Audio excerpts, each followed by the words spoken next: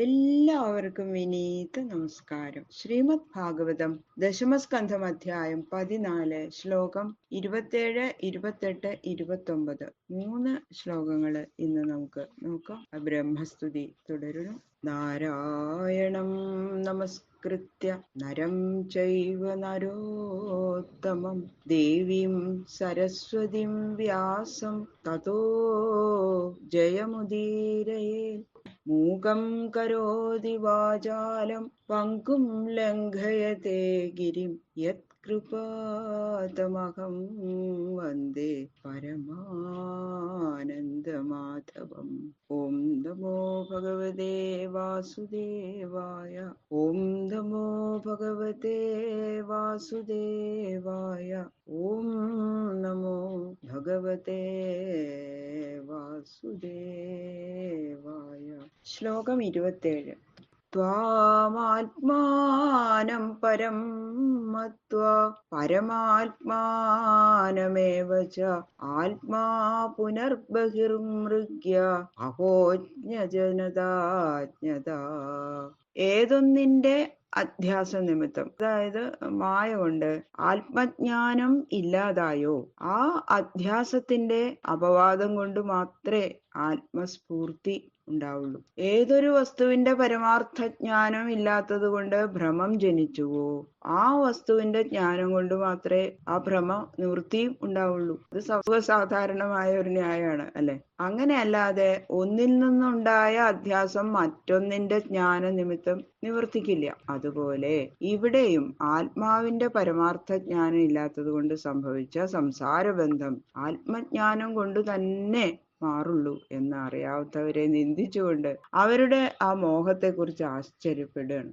ആത്മാവായിരിക്കുന്ന നിന്തിരുവടിയെ അതേവിധം ധരിക്കാതെ ആത്മാവിൽ നിന്ന് അന്യമായിരിക്കുന്ന ദേഹാദി പ്രപഞ്ചമായിട്ടും ദേഹാദി അന്ധകരണ സംഘാതത്തെ ആത്മാവായിട്ടും ധരിച്ചിരിക്കുന്ന അജ്ഞ ജനസമൂഹം പരമാത്മാവ് പുറത്തുള്ള ബഹിർഭാഗത്തുള്ള ഒരു പദാർത്ഥമാണെന്ന് ധരിച്ച് ലോകം മുഴുവനും അന്വേഷിക്കുന്നു.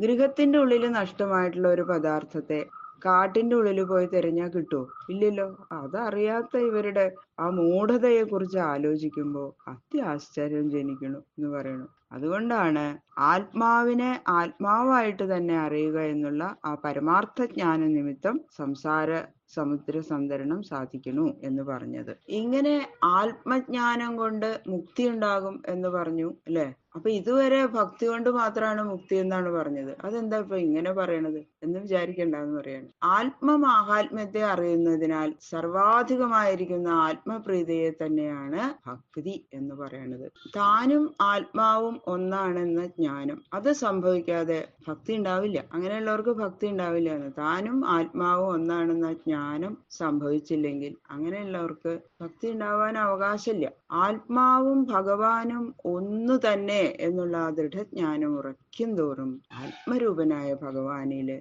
പ്രീതിയും വർദ്ധിക്കും. അപ്പോ സാ പരാനുരക്തരീശ്വരേ, ഈശ്വരനിലുള്ള പരമപ്രേമം തന്നെ ഭക്തി എന്നുള്ള ലക്ഷണം അനുസരിച്ചുള്ള ആ പരമപ്രേമം അങ്ങനെ സർവതോമുഖമായിട്ട് ഒഴുകും.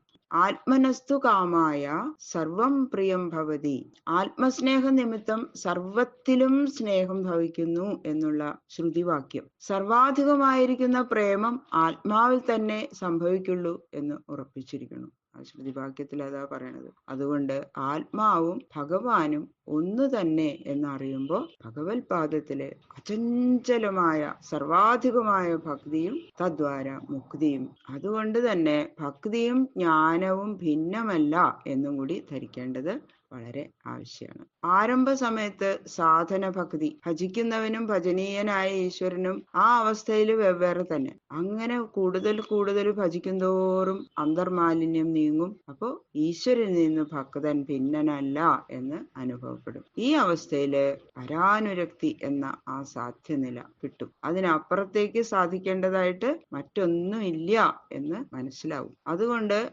പ്രാകൃത ഭക്തി സാധനവും പരഭക്തി സാധ്യവും എന്ന് ധരിക്കണം എന്ന് പറയുന്നത്. അന്തർഭവേനന്ദ ഭവന്തമേവ ഹി അതൽ ത്യജന്തോ മൃഗയന്തി സന്ത അസന്തമഭ്യന്തഹിമാന്തരേണ സന്തം ഗുണം തം കിമുയന്തി സന്തഃ. വിവേകികള് പ്രത്യക്ഷ രൂപത്തെ തന്നെ പരമാത്മാവിനെ അന്വേഷിക്കണു എന്ന് പറയണു ഈ ശ്ലോകത്തില്. സംസാരം കേവലം ചിത്തും കേവലം ജഡവും അല്ല.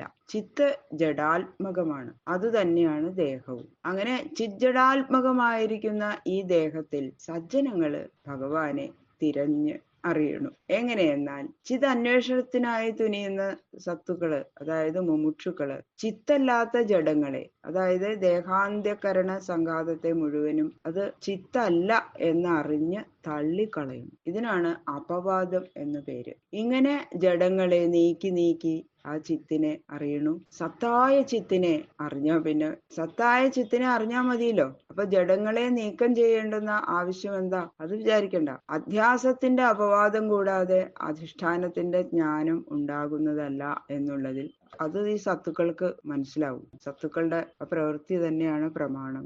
ഒരു രജ്ജുവിന്റെ കയറിനെ സർപ്പമാണെന്ന് വിചാരിച്ചു എന്ന് പറഞ്ഞല്ലോ ഇരുട്ടത്ത്. അതുപോലെ രജ്ജു സത്യം, സർപ്പം അസത്യം. അപ്പൊ രജ്ജുവില് സർപ്പം അധ്യസ്ഥം, അധിഷ്ഠാനം രജ്ജു. രജ്ജു എന്ന് പറഞ്ഞാൽ കയറ്. അപ്പൊ അധ്യസ്ഥമായ സർപ്പത്തെ അപവദിക്കുമ്പോൾ അധിഷ്ഠാനമായ രജ്ജുവിന്റെ ജ്ഞാനം ഉണ്ടാകുന്നു.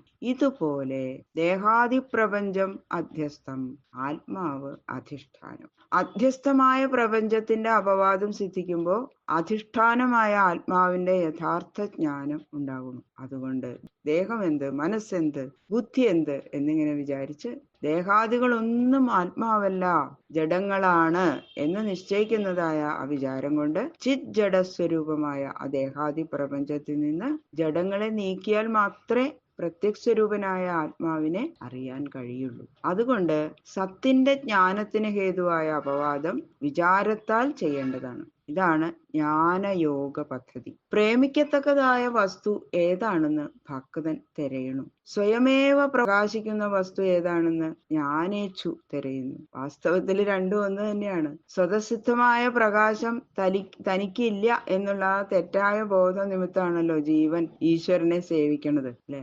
സേവാപ്രഭാവത്താൽ സ്വയം പ്രകാശിക്കുന്ന വസ്തുവിൽ നിന്ന് ഭിന്നനല്ല താൻ എന്ന ബോധം ഭക്തന് അതുണ്ടാവണം. മാർഗം 2, ലക്ഷ്യം 1. ഇത്ര മാത്രമാണ് ഭക്തിക്കും ജ്ഞാനത്തിനും തമ്മിലുള്ള വ്യത്യാസം.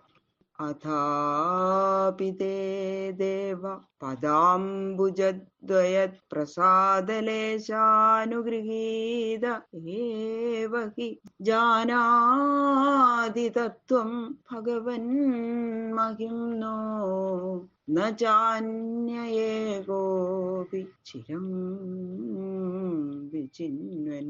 ജ്ഞാനം കൊണ്ട് മാത്രം സാധ്യമാണ് മോക്ഷം എങ്കിൽ അപ്പൊ പിന്നെ ഭക്തി കൊണ്ട് മോക്ഷം കിട്ടുള്ളൂ എന്ന് പറഞ്ഞത് അതെന്താ? അപ്പൊ ഭക്തിയുടെ ആവശ്യം എന്താ? ഭക്തിയെ പറ്റിയിട്ട് ഇങ്ങനെ പറയണത് എന്തിനാന്ന് ചോദിക്കും. അത് ശങ്കിക്കണ്ടെന്ന് പറയാണ്. പരിപൂർണ ഐശ്വര്യ സ്വരൂപനും സൃഷ്ടിയാദി ബഹുവിധ ലീലകൾ കൊണ്ട് സർവദാ ക്രീഡിക്കുന്നവനുമായ നിന്തിരുവടിയുടെ പാദപത്മത്തെ അനന്യഗതിയായിട്ട് യാതൊരുവൻ സർവദാ ഉപാസിക്കുന്നുവോ അങ്ങനെയുള്ള ഭക്തനെ കുറിച്ച് മാത്രം അങ്ങ് സന്തോഷിക്കുന്നു.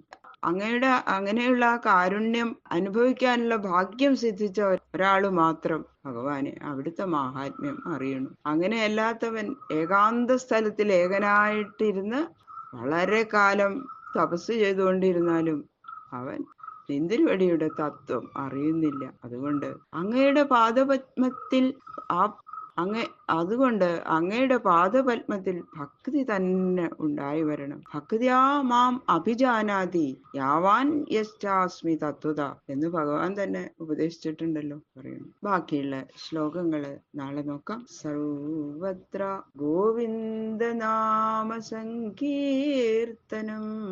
ഗോവിന്ദ ഗോവിന്ദ ഗോവിന്ദ.